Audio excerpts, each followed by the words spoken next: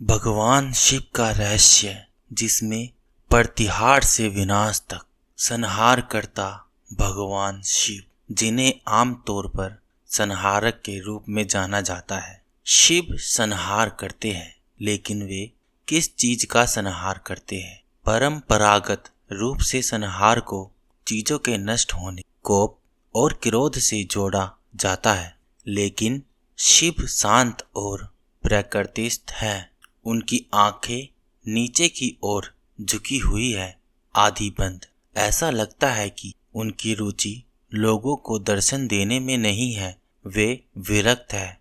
तो वे संहारक कैसे हो सकते हैं? दरअसल समस्या संहार के बारे में हमारी समझ का है। शिव क्या संहार करते हैं? धर्म ग्रंथों में बार बार कहा गया है कि वे कामांतक, यामांतक और तिरुपुरांतक यानी काम के संहारक, यम के संहारक और तिरुपुर के संहारक है।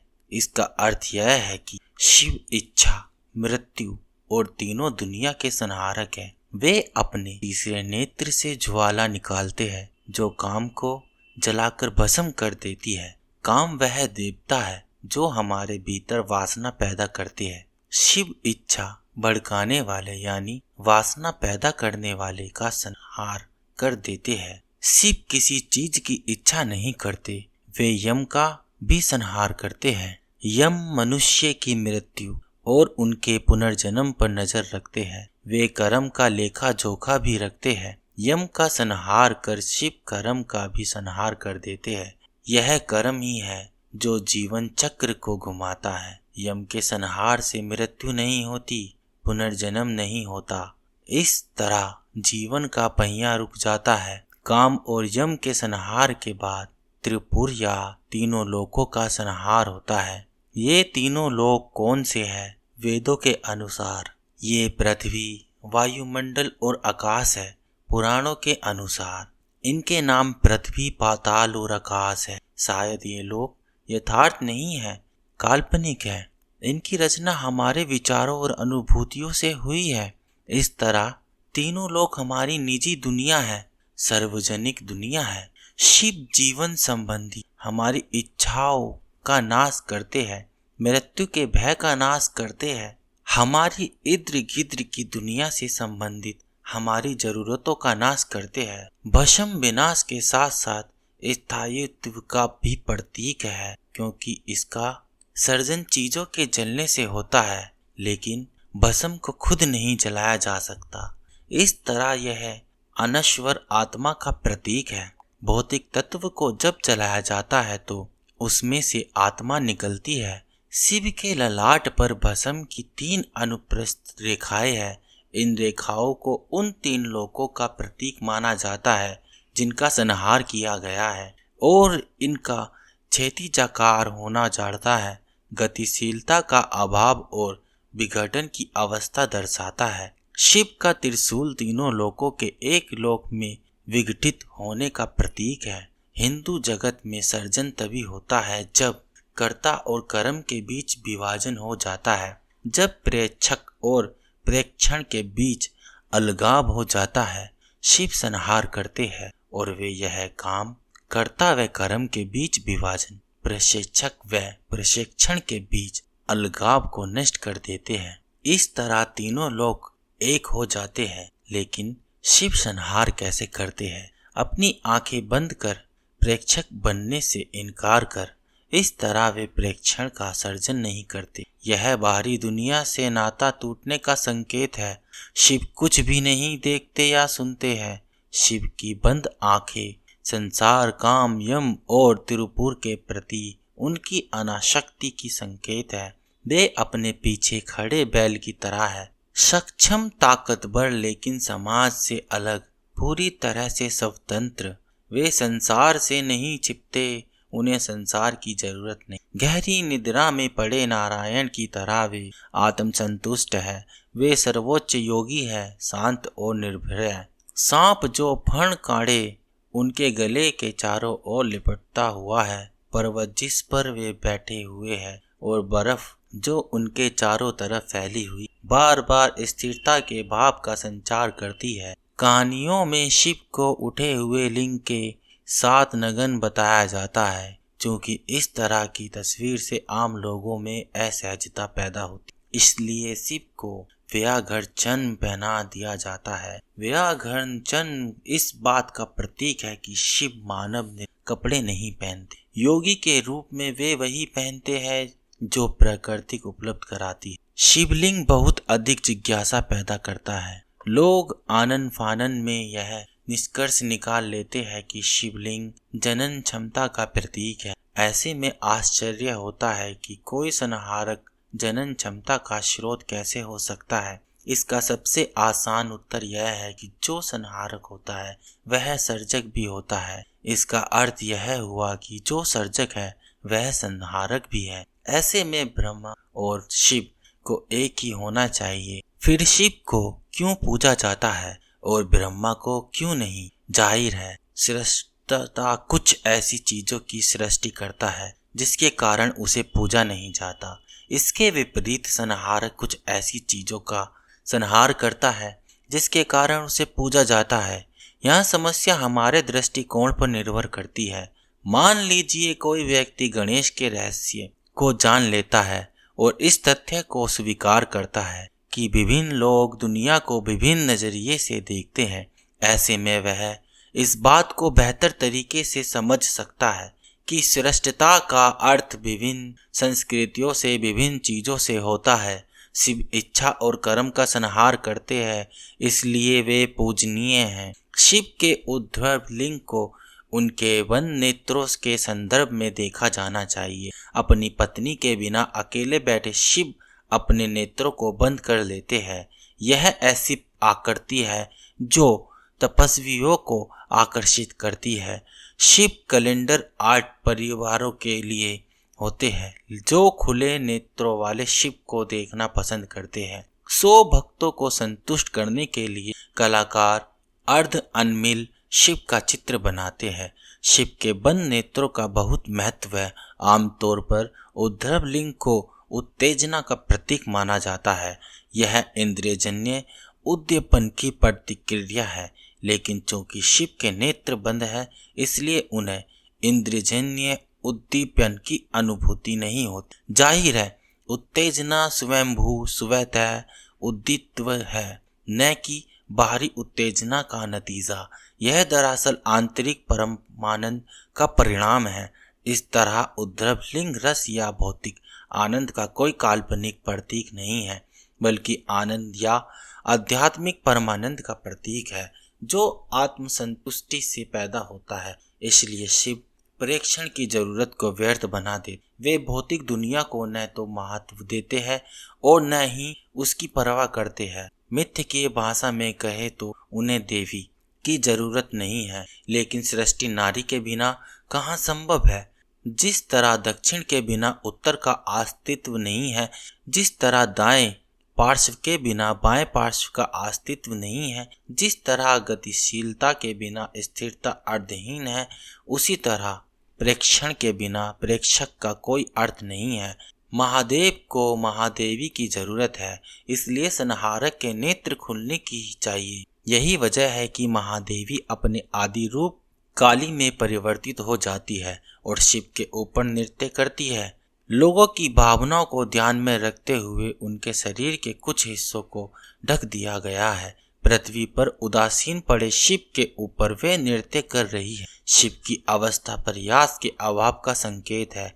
शिव दुनिया की परवाह नहीं करते, उनके लिए कुछ भी मायने नहीं रखता। दूसरी तरफ काली नगन अलंकृत शुद्ध और सभ्यता की नजरों से अप्रभावित है। वे दिखना चाहती है, वे चाहती है कि शिव भौतिक सच्चाई का महत्व समझे और उस पर ध्यान दे। वे चाहती है कि शिव अपने नेत्र खोले और प्रत्यक्ष बने। काली गतिशील है, शिव स्थिर है। काली ऊर्ध्वधार है, शिव क्षैतिज है। काली दक्षिण में रहती है जहाँ यम के रूप में मृत्यु भी रहती है। शिव उत्तर में रहते हैं, स्थिर ध्रुव धारा हिमाच्छादित पर्वत की तरफ। काली अपने भीतर जीवन का सर्जन करने वाली नारी है, जबकि शिव नारी के बिना जीवन का सर्जन करने वाले पुरुष है। लेकिन जब तक शिव काली के साथ मैथुन नहीं करेंगे जीवन का सर्जन नहीं होगा। इसलिए वे शिव के ऊपर बैठ जाती है और उन्हें अपने भीतर जीवन का सर्जन करने के लिए विवश करती है। यहाँ देवी के हाथों में वे सभी चीजें हैं जो काम और यम से संबंधित है। गन्ने का धनुष और पुष्प बाण काम से संबंधित है, जो कुल्हाड़ी और फंदा यम से जुड़े हुए हैं। इस तरह देवी जीवन और मृत्यु को पुनः आस्था में लाती है। वे पुनर्जन्मों के पहिए को घुमाती है ताकि लोग एक बार फिर जीने का काम करे और मृत्यु से डरे। इन दोनों मनोभावों के कारण मनुष्य दौलत और ज्ञान के पीछे भागता है। लाल परिधान पहने हुए धन की देवी लक्ष्मी और सफेद परिधान पहने हुए ज्ञान की देवी सरस्वती देवी के दोनों तरफ खड़ी। देवी के इस रूप को त्रिपुर सुंदरी कहते हैं, जिनके भीतर तीनों लोकों की सुंदरता है। ये वही तीनों लोक है जिनका शिव ने संहार किया था। तीनों लोकों की भस्म शिव के ललाट पर लगी हुई है। पहली आकृति वे उग्र, नगन, काली और हिंसक दिखती है और दूसरी वे सौम्य, वस्त्रधारी, सुंदर एवं स्नेही लगती है। शिव अपने नेत्र खोलने से इनकार कर रहे हैं। उन्होंने अपने नेत्र खोल दिए हैं। देवी क्रोध से भरी हुई है क्योंकि आत्मा उदासीन है और दुनिया को मन की अशांति, गर्व, असुरक्षा और अहंकार से बचाना हो। मैं देवी संतुष्ट हूँ क्योंकि आत्मा उन पर ध्यान दे रही है, मन शांत है और अहंकार गायब है। कि महादेव और महादेवी ने दो पुत्रों, हाथी के सिर वाले गणेश और भलाधारी कार्तिकेय को जन्म दिया। गणेश समृद्धि के प्रतीक और कार्तिकेय बल के। इन दोनों में महादेव का दर्जा महादेवी से नीचे है। कुछ विद्वानों के अनुसार यह इन बात का संकेत है कि देवताओं के वर्चस्व वाले हिंदू धर्म में शैव और वैष्णव संप्रदाय के विपरीत शाक्त संप्रदाय मात्र सत्तात्मक था। बहरहाल प्रतीकात्मक नजरिए देखें तो यह एक विचारधारा है जिसमें भौतिक तत्व को उतना ही महत्व दिया गया है जितना कि आध्यात्मिक तत्व को। इसके अतिरिक्त एक ऐसा देश में जहां उत्तराखंड मठवाद बढ़ता जा रहा था, प्रजनन और पारिवारिक प्रथाओं का बहुत सम्मान किया जाता था, शिव को विवाह करते हुए दिखाया गया है। दक्षिण भारत में बहुत लोकप्रिय है। मंदिरों की दीवारों पर यह आकृति प्राय पाई जाती है। दुल्हन महादेवी है और उनकी दाएं ओर खड़े विष्णु उन्हें रास्ता दे रहे हैं। स्थानीय स्तर पर विष्णु को महादेवी का भाई माना जाता है। विष्णु संरक्षक की भूमि निभाते हैं। वे जानते हैं कि जब तक शिव तपस्वी है, सृष्टि को उदासीनता और विनाश से खतरा है। इसलिए शिव को किसी भी तरह दुनिया के प्रति आकर्षित करने और महादेवी से विवाह कराने की जरूरत है। आकृति में शिव सजे धजे है, जिसका अर्थ यह है कि उन्होंने तपस्वी का चोला उतार दिया है। वे शंकर बन रहे हैं और दुनिया या भी रास्ते पर चलने को तैयार है। लेकिन इस तरह मामला हमेशा नहीं था। शिव जन श्रुति की विभिन्न घटनाओं का दर्शाया गया है जो शिव के तपस्वी से गृहस्थ बनने की ओर ध्यान खींच। शिव का पहला विवाह अनर्थकारी साबित हुआ था। उनकी पत्नी सती एक पुजारी दक्ष की पुत्री थी। शिव जो कुछ थे, सती ने उन्हें उसी रूप में स्वीकार कर लिया था। शिव जहाँ जहाँ जाते थे, सती भी उनके साथ साथ जाती थी। लेकिन सती के पिता ने अपनी बेटी की पसंद को असहज पाया। शिव का योगी रूप उन्हें नहीं भाया था। इसलिए जब दक्ष ने एक यज्ञ करने का फैसला किया तो उन्होंने शिव को छोड़ सभी को आमंत्रित किया। सती ने इस अपमान से कुपित होकर, जिस पर शिव ने ध्यान नहीं दिया, यज्ञ में अपनी जान दे दी। इससे कुक्रोध होकर शिव ने यज्ञ की वेदी को नष्ट करने के बाद अपने सुवसुर का सिर धड़ से अलग कर दिया, जहां उन्होंने एक परंपरागत संहारक की भूमिका निभाई। उन्होंने उस सामाजिक व्यवस्था को नष्ट कर दिया जिसे वे अर्थहीन समझते थे। यह पहली घटना है जो शिव को किसी बाहरी उत्तेजना पर प्रतिक्रिया व्यक्त करते हुए दिखाती है। सती के साथ रहने के कारण शिव उनका ध्यान रखने लगते हैं। इतना ध्यान कि सती जब हिंसक तरीके से अपनी जान दे देती है तो वे गुस्से और प्रतिशोध की भावना से भर जाते हैं। एक तपस्वी के लिए जिसने अपने नेत्र खोलने से इनकार कर दिया था, यह एक बड़ा परिवर्तन था। शिव को सती का शव ले जाते हुए दिखाया गया है। शिव किसी प्रेमी की तरह रो रहे थे। सती की मृत्यु के बाद शिव एक बार फिर अपनी गुफा में चले गए और सभी देवता उनके विवाह के लिए एक बार फिर षड्यंत्र रचने लगे। उन्होंने इच्छा के देवता काम को शिव पर तीर छोड़ने लिए भेजा, लेकिन शिव ने उत्तेजित होने की बजाय अपने तीसरे नेत्र की ज्वाला से काम को भस्म कर दिया। सती के कारण कटु अनुभवों से गुजरे शिव एक बार फिर काम के सामने समर्पण करना नहीं चाहते। सती ने पर्वतराज की बेटी पार्वती के रूप में पुनर्जन्म लिया। उन्होंने शिव की प्रार्थना की, कड़ी तपस्या की, जिसके कारण शिव को अपनी गुफा छोड़कर उनके सामने आना पड़ा। शिव ने उनसे पूछा, आप क्या चाहती है? पार्वती ने जवाब दिया, आपको पति के रूप में पाना चाहती हूँ। पार्वती की दृढ़ता और भक्ति इतनी महान थी कि शिव को सहमत होना पड़ा। इस तरह शिव को इच्छा के कारण नहीं, अनुग्रह के कारण महादेवी से जुड़ना पड़ा। पार्वती ने उन शुभ चिंतक बनने के लिए प्रेरित किया। इसके साथ शिव गृहस्थ बन गए, शंकर बन गए। शिव को वर के रूप में दिखाया गया, जो अपनी होने वाली पत्नी के घर में जाने के लिए रास्ता बना रहे हैं। योगी होने के कारण वे नहीं जानते थे कि कपड़ा कैसे पहना जाता है या दूल्हे के रूप में बारात कैसे किया जाता है। वे भस्म लगाए हुए नशे की हालत में आए थे। उनके बारातियों में भूत और पिशाच थे। हिमालयी क्षेत्र में इस तरह की कई कहानियां प्रचलित है कि शिव के बारातियों ने किस तरह स्थानीय निवासियों को आतंकित कर दिया था और शिव की तरफ देखते हुए पार्वती की मां पर्वतराज हिमालय की पत्नी मीना ने किस तरह अपनी बेटी को अपने फैसले पर पुनर्विचार करने को कहा था। अनंत पार्वती शिव सांसारिक राह पर चलने और सजे धजे दूल्हे के रूप में सामने आने की प्रार्थना की। पार्वती की बात मानकर शिव सोम सुंदर यानी चंद्रमा की तरह सुंदर बन गए और उनसे विवाह किया।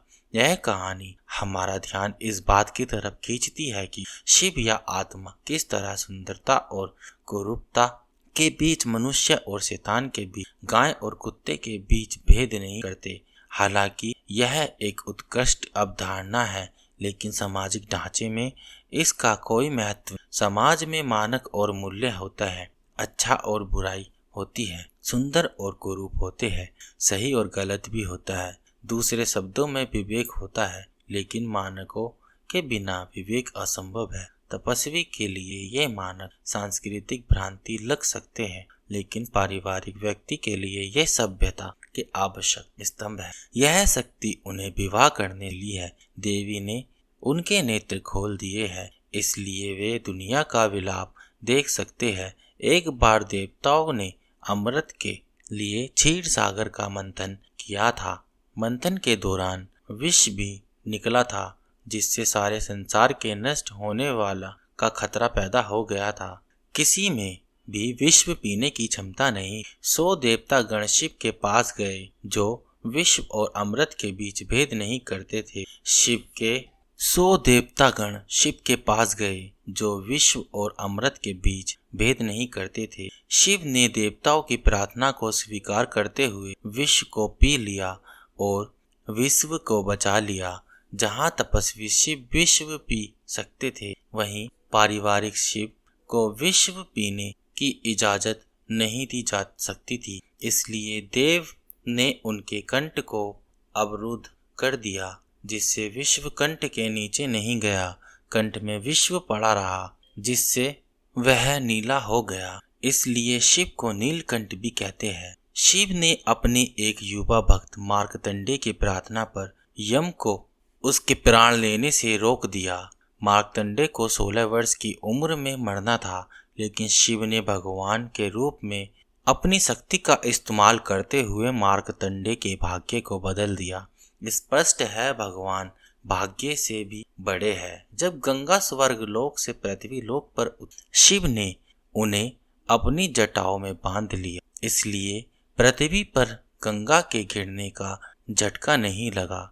फिर शिव ने उन्हें अपनी शिखा से धीरे धीरे छोड़ना शुरू किया। जैसा कि आपने देखा होगा, गंगा ने पृथ्वी पर जीवन का संचार किया।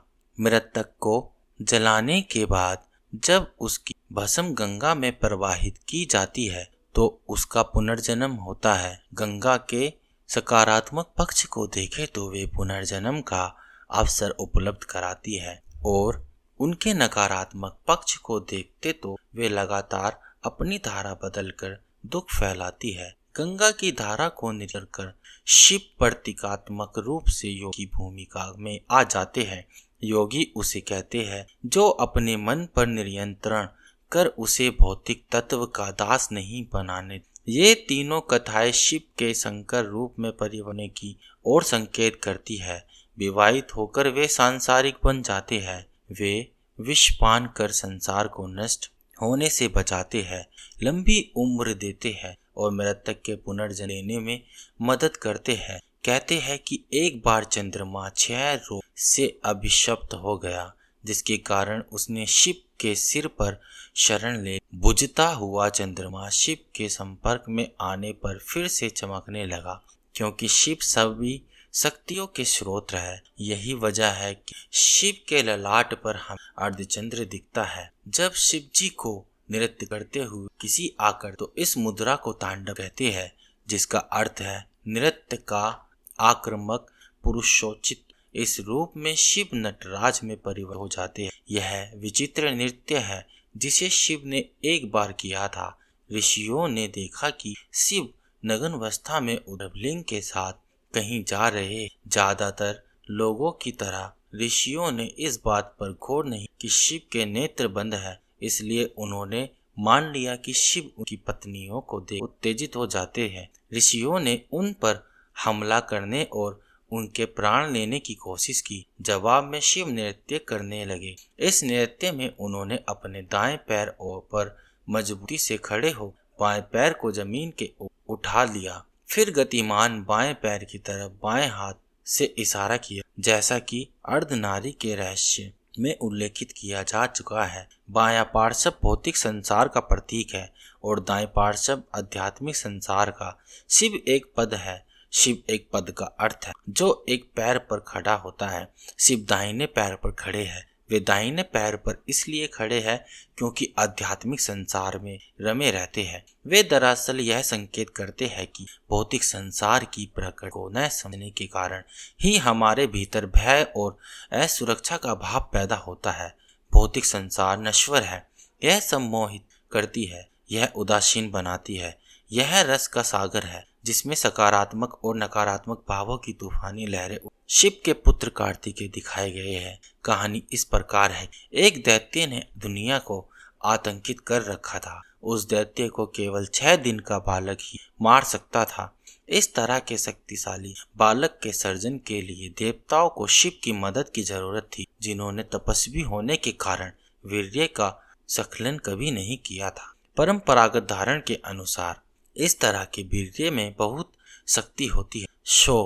बालक के सर्जन के लिए शिव का विवाह जरूरी था। विवाह के बाद जब शिव के वीर्य का संकलन हुआ तो उसमें अग्नि, वायु, गंगा और सरवंश ने शक्ति का संचार किया। इस तरह 6 सिरों वाले बालक का सर्जन हुआ। 6 कीर्तिकाओं ने उनका पालन पोषण किया और उसे लड़ाई के लिए तैयार किया। बालक होते हुए भी इस देवी योद्धा ने देवताओं की सेना का नेतृत्व किया और उन्हें जीत दिलाई। कार्तिकेय के जन्म की कथा गणेश के जन्म की कथा से भिन्न है। गणेश के जन्म की कथा अध्याय 1 में बताई जा चुकी है। कार्तिकेय का जन्म शिव के वीर्य से हुआ है और उनमें 6 भौतिक तत्व अग्नि, वायु, जल, सरवन, कार्तिका और स्वयं देवी ने शक्ति का संचार किया था, इसलिए उनके 6 सिर दिखाई गए हैं। गणेश के शरीर की रचना उस हल्दी से हुई थी जिसका लेप पार्वती ने अपनी त्वचा पर किया था। अंततः गणेश के धड़ पर शिव ने हाथी का सिर जोड़ दिया, तब जाकर उनकी रचना पूरी हुई। कार्तिकेय और गणेश दोनों ही भगवान और देवी के संयोग के प्रतीक है। कार्तिकेय के सर्जन में भगवान अगुवाई करते हैं और गणेश के सर्जन में देवी, लेकिन दोनों मामलों में शिव उदासीन रहते हैं। उन्हें पिता बनने के लिए बाध्य करना पड़ता था। इस तरह आध्यात्मिकता खुद अपने को भौतिक जगत से अलग करना चाहती है, जबकि भौतिक जगत उसे सम्मोहित करना चाहता है। दोनों के बीच इस टकराव से वह बल उत्पन्न होता है जो जीवन को चलाता है। शिव की तरह कार्तिकेय के विवाह के बारे में अलग अलग धारणा है। उत्तर भारत में उन्हें अविवाहित माना जाता है, जबकि दक्षिण भारत में उनकी एक नहीं बल्कि 2 पत्नियां मानी जाती है। यहाँ भी भौतिक जगत या समाज से जुड़े रहने विवाह एक रूपक माना जाता है। कार्तिकेय की पत्नियां दक्षिण में बहुत लोकप्रिय है। उनके नाम देवसेना और बल्ली है। देवसेना इंद्र की बेटी और बल्ली एक स्थानीय आदिवासी सरदार थी। इस तरह तपस्वी का विवाह आकाश और पृथ्वी से हुआ था। कई मायने में यह संबंध खंडोबा की तरह है, जिनकी पत्नियां विभिन्न समुदाय की। इसी तरह बालाजी स्थानीय राजकुमारी पद्मावती से शादी। इस तरह कार्तिकेय के जरिए ज्ञानातीत आध्यात्मिक शिव का स्थानीकरण कर दिया गया है और उन्हें दक्षिण की पहाड़ियों में अधिक सुगम बना दिया गया है। दक्षिण में ज्यादा शिव की पूजा होती है। उत्तर भारत में कहा जाता है कि कार्तिकेय ने विवाह नहीं, कारण स्पष्ट नहीं है। जैसा कि जनश्रुति है, अपने भाई गणेश के साथ प्रतियोगिता के बाद गुस्से में कार्तिकेय ने किसी स्त्री, यहाँ तक कि अपनी माँ की तरफ भी न देखने की कसम खा ली। यही वजह है कि उत्तर में कार्तिकेय के कुछ मंदिरों में स्त्रियों का प्रवेश मना है। अपनी माँ से दूर रहने के लिए कार्तिक ने अपने पिता का भी छोड़ दिया। वे दक्षिण चले गए, लेकिन जल्दी ही उन्हें उत्तर की पहाड़ियों की याद सताने लगी। बेटे की गृहस्थी को महसूस करते हुए शिव ने हिडिंबा नाम के राक्षस को उत्तर से दक्षिण 2 पहाड़ ले जाने का आदेश दिया। ये पहाड़ तब तीर्थ स्थल है। कहा जाता है कि कार्तिकेय यहाँ रहते हैं। दक्षिण में उनकी पूजा या तो कुमार, अविवाहित या फिर सुब्रमण्यम विवाहित देवता के रूप में की जाती है। आड़े तिरछे 2 भुजाओं दिखाया गया है। यह और आध्यात्मिक तत्वों के संयोग का ज्यामितीय प्रतीक है। ऊर्ध्व शीर्ष वाला त्रिभुज स्थिरता, शांति और भगवान का प्रतीक है। अधो शीर्ष वाला झरने की तरह अस्थिरता, गतिशीलता और देवी का प्रतीक है। जब वे अलग होते हैं तो शिव के डमरू की तरह दिखते हैं, लेकिन जब वे जुड़ते जाते हैं तो 6 सिरों वाले तारे की शक्ल ले जाते हैं। इस तरह के कई तारे देवी के नीचे दिखाई देते हैं। इन्हें यंत्र या आध्यात्मिक विचारों का ज्यामितीय रूप कहा जाता है। यह ज्यामितीय रूप 3 आयाम धारण कर लेता है। इस आकृति में शिवलिंग दिखाया गया है। ऊपर की तरफ निकले हुए स्तंभ के पीछे वही धारण है जो कि ऊर्ध्व शीर्ष वाले त्रिभुज की है। दोनों ही शिव के ऊर्ध्वलिंग के प्रतीक है, क्योंकि शिव धरती पर पट लटे हुए है। नीचे की द्रोणिका जिस पर स्तंभ खड़ा है अवधारणात्मक रूप से अधोशीर्ष वाले त्रिभुज की तरह है। ये दोनों ही देवी के गर्दभाष्य के प्रतीक है, क्योंकि देवी शिव के ऊपर बैठी हुई है। जैसा कि इस तरह यह तत्व के परिवर्तनशील रूप और आत्मा के अपरिवर्तनशील रूप का संयोग है। गोल पैंदी वाला पात्र शिवलिंग के रूप टांगा रहता है। पैंदी में एक छेद होता है ताकि जल निरंतर टपकता रहे। इस तरह यही बात का प्रतीक है कि भौतिक जीवन गतिशील है और जीवन पात्र से टपकते जल की तरह कम होता जाता है। इसलिए हमें इस सीमित समय का सदुपयोग आत्मा और भौतिक तत्व की सच्चाई को खोजने तथा यह समझने में करना चाहिए कि उनके संयोग से किस तरह सर्जन होता है और पृथक होने से विनाश होता है। प्यारे भक्तों, इसी के साथ भगवान शिव की रहस्य की कथा यहीं समाप्त होती है। अगर आपको यह वीडियो पसंद आए तो वीडियो को लाइक करें, कमेंट में ओम नमः शिवाय अवश्य लिखिए और हमारा चैनल सब्सक्राइब न किया हो तो स्पिरिचुअल देव ज्ञान को सब्सक्राइब कर हमारे साथ जुड़। तो बोलो हर हर महादेव।